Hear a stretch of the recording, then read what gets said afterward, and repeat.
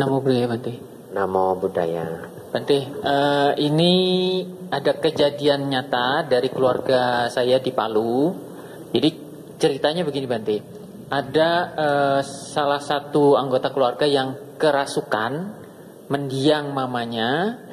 Jadi mendiang mamanya ini bisa bercerita detail. Dia sekarang tinggal di gunung jauh katanya.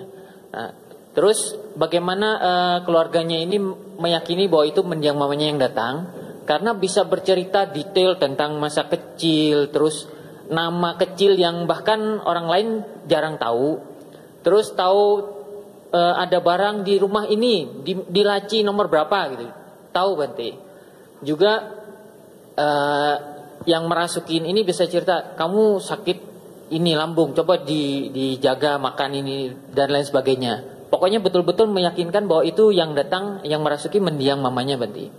Nah, pertanyaan saya adalah, apakah benar itu mendiang mamanya yang sudah lahir di mana begitu? Dan yang kedua, apakah itu lahirnya di alam bawah atau alam yang baik Bante? Demikian, terima kasih Bante. Ya, kalau dari informasi yang disampaikan sih tidak bisa saya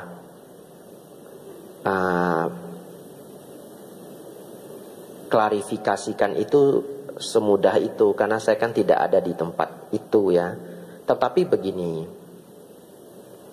kalau pertanyaannya apakah itu pasti mendiang mamanya, ya jawabannya adalah mungkin.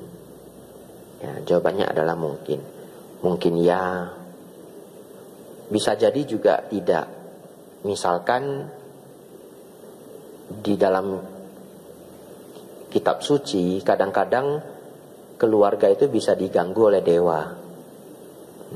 Ya, ada beberapa kasus keluarga itu diganggu oleh dewa. Kenapa diganggu dewa? Dewa itu bisa marah, dewa itu bisa kesal. Ya, dewa itu belum mencapai tingkat arahat toh. Bahkan dewa itu belum tentu suci gitu.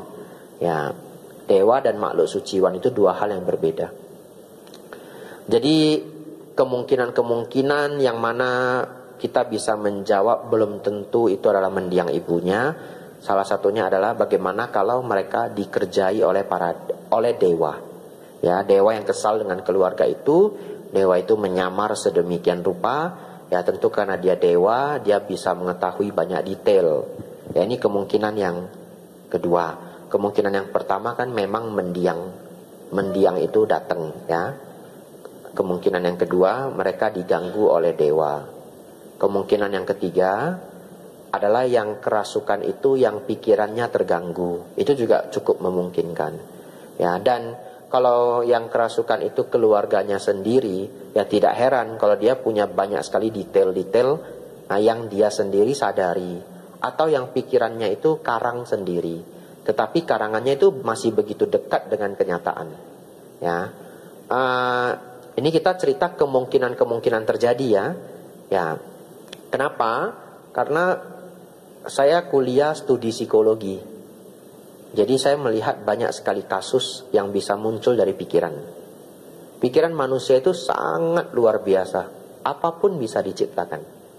Ya, tapi saya tidak ada waktu panjang untuk menjelaskan ini. Ya, kita hanya cerita kemungkinan-kemungkinan yang bisa terjadi. Lalu pertanyaan selanjutnya, kalau itu adalah mendiang ibunya, nah berarti kita pakai kemungkinan yang pertama. Di mana dia terlahir? Nah, kalau melihat ciri-cirinya, ya bisa saja terlahir di alam peta. Karena sampai datang seperti meminta perhatian dan pertolongan kepada keluarga. Ya. Tapi bisa juga ya lahir sebagai dewa. Dewa juga bisa pulang memberitahu keluarganya. Ya, tapi dari umumnya itu yang sampai merasuki keluarga dan sebagainya itu apabila terlahir di alam peta. Ya. Baik, saya akan beri jawaban yang baik dan menenangkan. Baik dan menenangkan, ya. Yang pertama adalah ya tidak perlu dianggap 100% mendiang ibu dari cerita ini pasti terlahir di alam peta, ya. Karena banyak sekali kemungkinan-kemungkinan lain.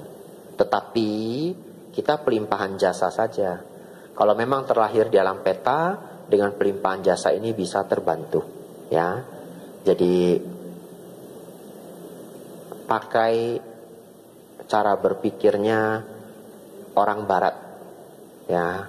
Hope for the best, plan for the worst, ya. Berharap yang terbaik tapi merencanakan yang terburuk, ya. Berharap yang terbaik apa? Yaitu bukan mendiang orang tua yang lahir di alam rendah, ya. Itu harapan terbaik. Semoga mendiang orang tua lahir di alam yang baik, tetapi kita merencanakan yang terburuk, tetap pelimpahan jasa, ya. Dengan pelimpahan jasa, mendiang ibu mau lahir dimanapun tetap bisa mendapatkan jasa, ya. Bapak mau merespon apa? Silahkan. Kalau saya pernah dapat informasi, jadi kalau misal mendiang terlahir di alam yang berbahagia itu tidak bisa menerima pelimpahan jasa. Apakah benar, Bante? Nah, tidak benar, ya. Nanti baca saja Parita Biru. Etawata itu ada Sabadewa Numodantu. Semua dewa berbahagia. Kalau dewa tidak bisa menerima pelimpahan jasa, tidak ada kalimat Sabadewa Numodantu. Ya, dewa bisa menerima pelimpahan jasa. Baik. Ya.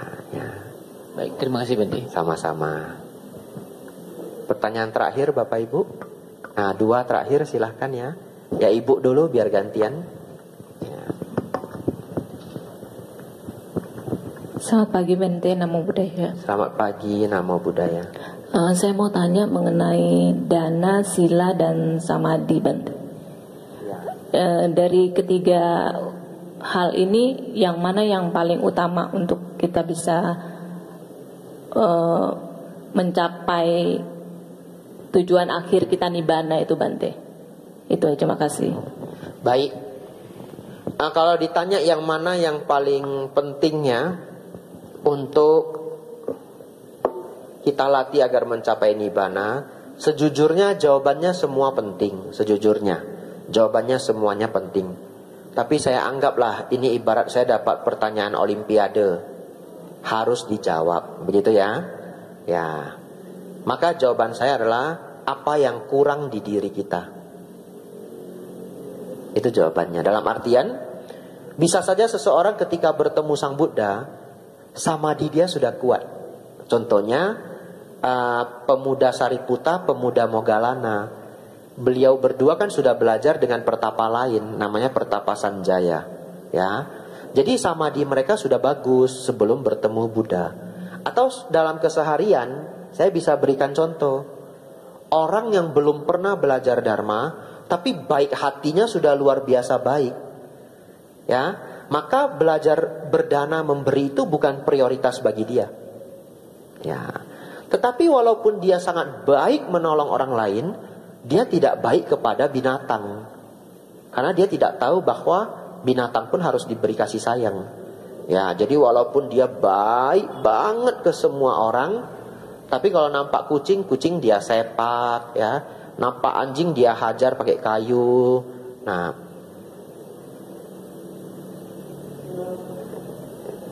ada yang sakit ya? Ya, pelan-pelan ya.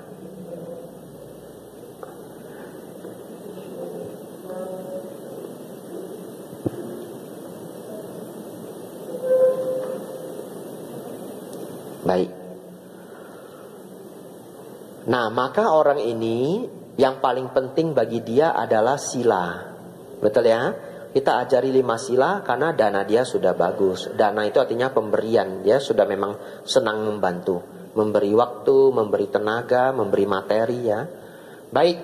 Jadi kalau harus dijawab, jawabannya adalah tergantung individu tersebut. Tetapi kalau mau dijawab secara kebiasaan Sang Buddha, di antara 3 ini apa yang paling penting? Sila. Kebiasaan Sang Buddha. Kalau beliau sudah bertemu orang yang buruk, beliau selalu mengajarkan sila dulu, bukan dana, bukan samadhi. Kenapa? Karena tanpa sila seseorang itu jatuh ke alam rendah. Dia sudah tidak punya harapan nanti untuk berkembang. Ya, dan dia akan sangat menderita. Sedangkan ajaran Buddha itu adalah anti dukkha, supaya tidak menderita. Ya, Sang Buddha pernah mengatakan seluruh ajaran para Buddha adalah mengenai penderitaan dan lenyapnya penderitaan. Berarti Sang Buddha sangat concern terhadap dukkha.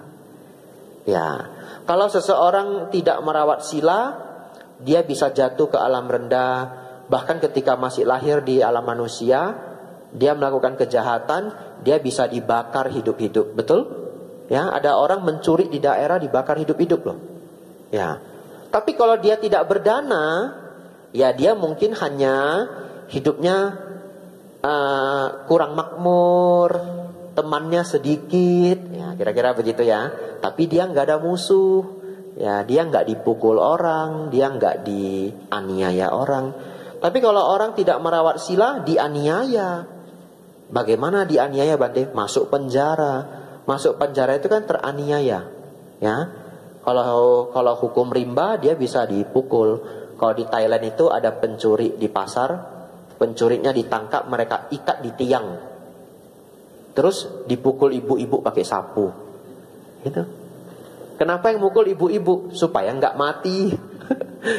Ya, kalau yang mukul bapak-bapak mati. Ya, saya pernah lihat pencuri dipukul, ya dekat rumah saya. Mengerikan sekali loh, sangat mengerikan loh.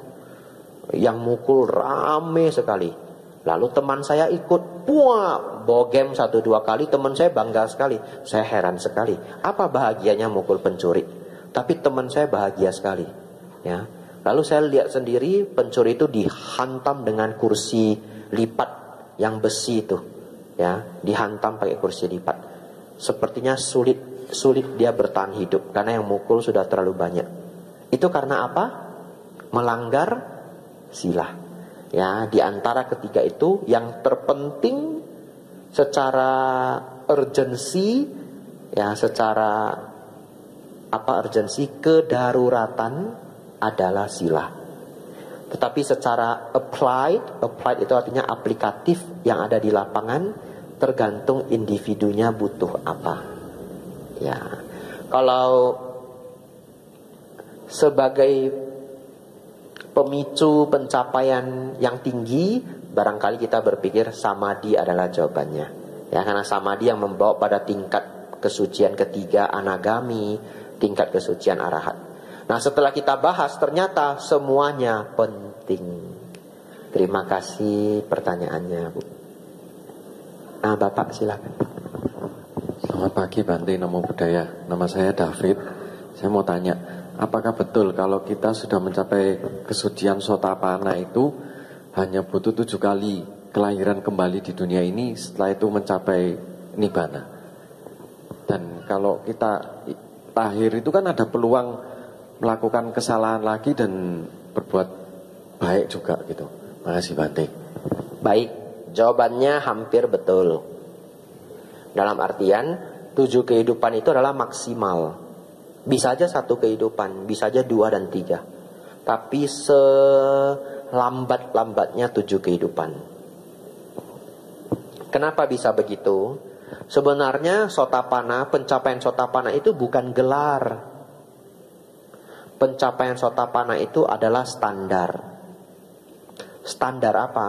Standar pemahaman. Standar pemahaman. Saya kasih contoh ya. Contoh ini tidak 100% tepat, tapi mudah-mudahan membantu. Kalau ada seseorang yang bodoh pergi berjudi, lalu dia berjudi dan berjudi sampai semua harta warisan dia habis. Katakanlah dia dapat harta warisan 4 miliar dari orang tua setelah dibagi-bagi ke anak-anak. Dia dapat 4 miliar, habis dalam 3 bulan. Sebegitu habis, dia didatangi temannya, memberi pengertian seberapa bahayanya judi, seberapa sulitnya menang judi. Ya, dia dapat pengertian-pengertian itu. Kombinasi dari 2 ini, kebangkrutan yang teramat sangat dan pemahaman bahwa judi itu hampir tidak bisa dimenangkan. Kira-kira begitu ya. membuat dia tersadar bahwa judi itu berbahaya. Di level pemahaman, kira-kira orang ini masih mau berjudi nggak sepanjang hidupnya? Saya pikir sudah tidak mau kalau di level pemahaman. Tapi ada juga orang yang kehilangan uang tapi tidak paham. Ya nanti dia punya uang dia main lagi. Tapi ketika dia sudah paham, paham itu maksudnya apa? Temennya ngasih tahu, coba ya, kamu pikirkan, bandar itu tidak pernah kalah. Karena kamu di posisi ini aja, kamu itu cuma bisa menang kemungkinannya itu 10%. Dia kemungkinan menang 90%. Pakai perhitungan matematika, diberitahu kecurangan-kecurangan bandar, dan bandar itu komplotan. Kamu pikir kamu main sama 4 orang asing? Tidak, itu 3 orang itu semuanya orang bandar. Oh begitu ya? Iya, dia dikasih tahu kita sistemnya. Kalau kita cerita judi online, itu algoritma, itu udah ngunci pakai sistem komputer. Kamu nggak mungkin menang. Pokoknya kita diberi pemahaman betapa bahayanya judi dan betapa banyak kecurangan di dalam judi. Contoh ya dia nggak mau judi lagi di level pemahaman. Ya, seorang sotapana itu memahami hakikat kehidupan di level paham. Beliau benar-benar paham. Seorang sotapana benar-benar paham hukum karma. Kalau orang benar-benar paham hukum karma, Bapak Ibu, mungkin nggak dia mencuri ketika tidak ada yang melihat? Nggak akan. Biarpun nggak ada yang melihat. Kenapa? Karena dia paham kalau dia curi ini betapa bodohnya dia. Dampaknya nanti lebih berat. Betul ya? Nah, tapi ada juga yang mencuri ketika orang tidak nampak. Dia curi Bapak Ibu, tiba-tiba nampak CCTV, dia balikin lagi, minta maaf sama CCTV. Pernah ya lihat rekaman video begitu ya, lucu sekali ya. Nah sekarang CCTV itu udah kayak dewa ya. Ada pencuri terekam ngambil dompetnya orang dari belakang, terus dia noleh CCTV. Nah itu ya. Terus dia begini sama CCTV-nya, minta maaf. Dia jatuhin dompetnya, manggil orangnya, dompetmu jatuh, pergi dia. Ya, tapi kalau orang punya pemahaman dharma yang benar-benar paham, mau nggak dia mencuri walaupun nggak ada yang lihat? Nggak mau. Itu betapa bodohnya. Ya, itu resikonya terlalu besar. Ya, jadi seorang sotapana itu paham hukum karma secara sangat baik. Paham bahwa tidak ada ritual dan upacara apapun yang bisa menyucikan diri. Kesucian itu datang dari berkurangnya kemarahan, keserakahan, dan kesombongan. Seorang sotapana itu paham benar bahwa diri yang disebut diri ini sesungguhnya adalah karya dari pikiran yang disertai kebodohan batin. Nah itu gampangnya begitu ya. Kalau dikaji Sakaya Ditti itu 1 jam. Ya, tapi dia memahami tidak ada diri di dalam pancakanda. Ya, jadi dia memahami itu semua di dalam tahap pemahaman, memahami 4 kebenaran mulia. Ya, sehingga seorang sotapana itu tidak akan mungkin lagi bisa membunuh manusia. Tapi seorang sotapana bisa melakukan kekeliruan-kekeliruan lain. Tapi membunuh manusia dia tidak sanggup. Ya. Tapi kenapa Bante seorang sotapana masih bisa melakukan kekeliruan lain? Mungkin jawabannya itu adalah karena masih diganggu oleh nafsu. Ya, kadangkala seseorang itu kalah dengan nafsu. Ya, ini pertanyaan terakhir, jadi saya mau kasih contoh yang agak lengkap. Contoh, Bapak Ibu Saudara, anggaplah kita cek ke laboratorium, dapat hasil gula darahnya tinggi, HbA1c tinggi, diabetes. Pertanyaan saya, Bapak Ibu yang duduk di sini semua pasti ngerti toh orang diabetes nggak boleh minum gula, ngerti ya? Nggak boleh makan banyak tepung karbohidrat. Tapi akhirnya makan nggak? Ada yang makan juga. Kalah sama apa? Nafsu. Padahal dia ngerti loh. Dia bukan nggak ngerti loh. Ngerti loh. Kadang dokter aja kalah. Dokter loh dia. Kalah. Ya. Aduh martabak. Aduh. diabetes. Aduh, martabak. Gitu ya. Nah, sedikit lah enggak apa-apa. Aduh, pas sekali rasanya. Sedikit lagi lah. Betul ya? Sedikit, habis Bapak Ibu. Satu loyang itu habis, ya. Itu. Padahal tahu nggak kalau itu nggak boleh? Tahu. Seorang sotapana itu masih bisa kalah dengan nafsu. Ya, saya kasih contohnya Bante Damaudo ya, seorang Bante dari Malaysia, beliau sudah meninggal. Nah, contoh ini dari beliau. Jadi jangan salahkan saya. Ya. Beliau bikin contoh ini bagus tapi rada kurang sopan ya, tapi contoh ini bagus sekali. Beliau kasih contoh begini. Kalau seseorang sudah mengerti ajaran Sang Buddha, mengerti 5 sila, dia mengerti tidak sila ketiga? Kame, sumi, cacara, weramani, tidak boleh selingkuh. Ngerti. Tapi di kantor karena dia bos, dia punya sekretaris. Sekretarisnya baik sekali. Sekretarisnya itu cocok sekali sama dia. Satu hari nggak apa-apa, tiap hari ketemu. Pertanyaannya, ngerti nggak dia kalau itu salah? Ngerti, tapi kalahnya sama apa? Sama sayang. Nah, sudah sayang gimana? Ya akhirnya terjadi. Sama-sama orang baik, dua-duanya orang baik. Dua-duanya bila perlu mengerti lagi 5 sila, tapi tetap bisa terjadi. Ya ini contoh ya, bahwa kadangkala orang sudah mengerti tapi bisa kalah sama nafsu. Ya sesulit itulah berhadapan dengan nafsu. Lalu Bante, bagaimana supaya nafsu ini bisa kita kurangin, supaya kita tidak kalah sama nafsu? Namanya latihan dharma yang lebih tinggi. Caranya bagaimana? Seminggu sekali atas sila, ya. Seminggu sekali datang ke wihara. Nah seperti ini Bapak Ibu praktek dharma yang lebih tinggi. Kalau Bapak Ibu sering datang ke wihara, biasanya kekuatan Anda untuk tidak jatuh ke nafsu itu lebih kuat. Kenapa? Karena setiap minggu itu diingatkan kembali terhadap ajaran Buddha, ya. Tiap minggu diingatkan lagi, tiap minggu diingatkan lagi. Tapi kalau mau lebih bagus lagi gimana Bante? Latihan atas sila. Bisa seminggu sekali bagus, bisa 2 minggu sekali bagus. Atas sila itu berhadapan langsung dengan nafsu, ya. Nafsu makan, nafsu untuk melihat entertainment, ya, dan nafsu-nafsu lainnya. Latihan seminggu sekali, seminggu sekali. Ya, kalau yang lebih sulit lagi, dalam artian nafsunya tidak terkontrol, ikut retreat. Jadi biar panjang latihannya, ya. Bila perlu ikut pabajah, ya. Jadi itu adalah solusi dari ajaran Buddha, karena beliau tahu sudah ngerti pun ngalahin diri sendiri itu sulit. Setuju Bapak Ibu? Sudah ngerti loh, ya.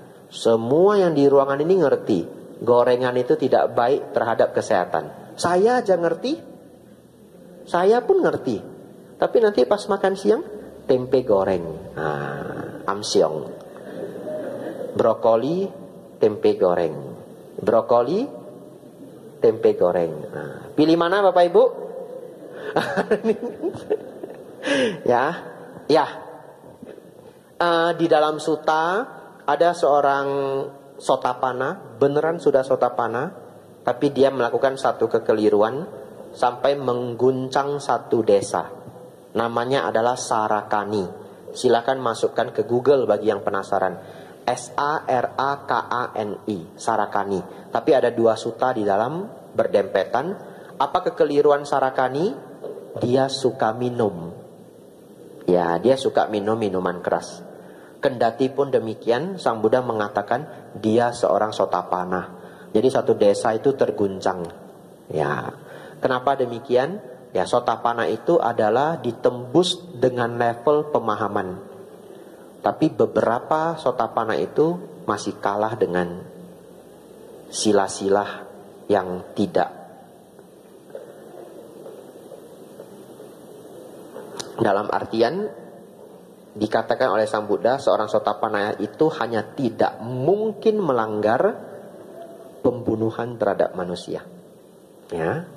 Ya, itu Jawaban dari saya, ada yang kurang enggak kira-kira? Cukup Bante, terima kasih. Cukup pas ya. Ya. Semoga semuanya segera mencapai sotapana. Sadu, sadu, sadu. Sabi sata bawantu sukitata. Semoga semua makhluk hidup berbahagia.